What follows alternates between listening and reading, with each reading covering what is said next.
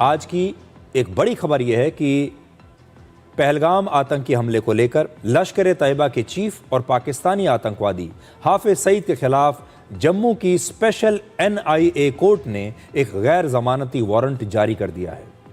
अदालत ने कहा है कि इस मामले की पूरी और निष्पक्ष जांच तभी संभव है जब हाफिज सईद को गिरफ्तार करके उससे पूछताछ की जाए। अदालत ने 8 जुलाई को ही आदेश जारी किया था और आज ये जानकारी सार्वजनिक की गई।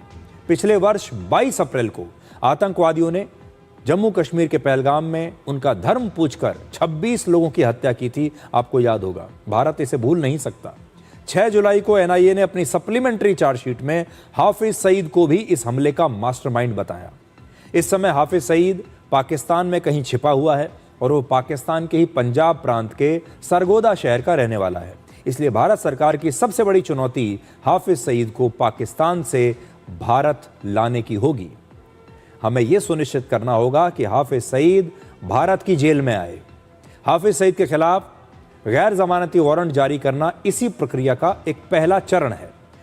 इसके बाद भारत औपचारिक रूप से पाकिस्तान से हाफिज सईद की गिरफ्तारी और उसके प्रत्यर्पण का अनुरोध करेगा। पाकिस्तान से हाफिज सईद के भारत आने की संभावना वैसे तो ना के बराबर है।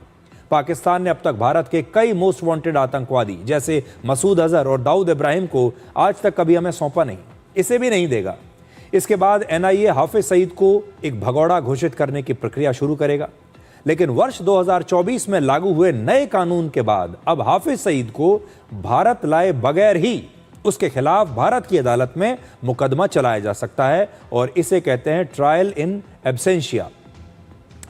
भारतीय नागरिक सुरक्षा संहिता यानी BNSS के मुताबिक अगर कोई आरोपी जानबूझकर अदालत के सामने पेश नहीं होता या वो भगोड़ा है या उसे लाने की सभी कानूनी कोशिशें नाकाम हो चुकी हों तो अदालत उसकी गैर मौजूदगी में भी उस पर मुकदमा चला सकती है। आज़ाद भारत के इतिहास में ऐसा पहली बार होगा जब इस कानून के तहत किसी आतंकवादी की गैर मौजूदगी में भारत की एक अदालत में उसके खिलाफ मुकदमा चलेगा। इस दौरान NIA अपने सबूत पेश करेगा, गवाहों के बयान दर्ज किए जाएंगे और आखिर में अदालत इस मामले में अपना फैसला सुना सकती है। हाफिज सईद पहलगाम आतंकी हमले का मास्टरमाइंड है। उसने पाकिस्तान में बैठकर इस हमले की पूरी प्लानिंग की थी और इसको सुपरवाइज भी किया था।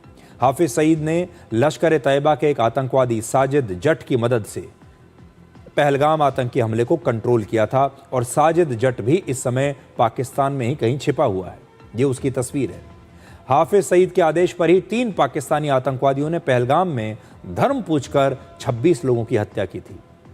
TRF ने पहले इस हमले की जिम्मेदारी ली और TRF असल में कोई अलग आतंकी संगठन नहीं बल्कि लश्कर-ए-तैयबा की ही एक नई दुकान है। यह पहली बार नहीं है जब हाफिज सईद ने भारत में कोई आतंकवादी हमला करवाया हो। हाफिज सईद ने वर्ष 2008 में मुंबई पर 26/11 का आतंकवादी हमला करवाया था। 2017 में जम्मू कश्मीर में आतंकवाद और अलगाववाद को बढ़ावा देने के लिए फंडिंग की। 2000 में दिल्ली के लाल किले पर हुए आतंकवादी हमले की साजिश भी उसी ने रची थी। 2008 में उत्तर प्रदेश के रामपुर और 2015 में जम्मू कश्मीर के उधमपुर में भी जो हमला हुआ वो इसी ने करवाया था। हाफिज सईद को भारत, अमेरिका और संयुक्त राष्ट्र पहले ही ग्लोबल टेररिस्ट घोषित कर चुके हैं।